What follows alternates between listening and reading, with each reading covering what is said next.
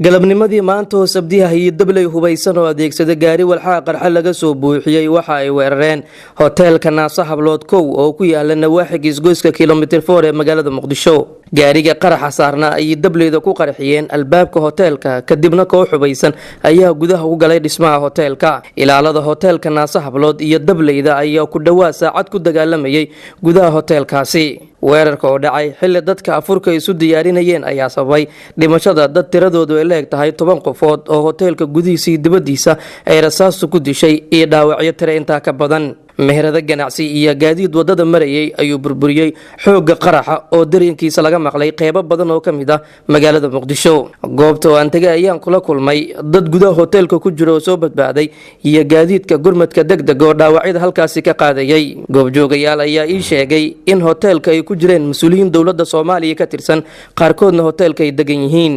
daqiiqada kadib saraakiil ka tirsan ciidamada dawladda iyo gaadiidka dabdamiska ayaa halkaasi soo gaaray iyadoona ciidamadu markii dambe ay ku guuleysteen in howlgalka ay soo gabagabeeyaan. ma jirto ilaa hadda wax war oo ka soo baxay dawladda Soomaaliya oo la xiriira baaxadda khasaaraha weerarkaasi ka dhashay iyo haddii uu jiro waxyeelo soo gaartay mas'uuliyiin ka tirsan dawladda Soomaaliya oo hoteelkaasi deganaa.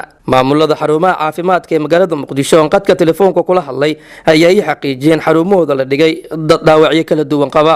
Muqdisho ayaa martigeliyo u noqotay weeraro iyo qaraxyo sababa dhimasho, dhaawac iyo burbur hantiyadeed.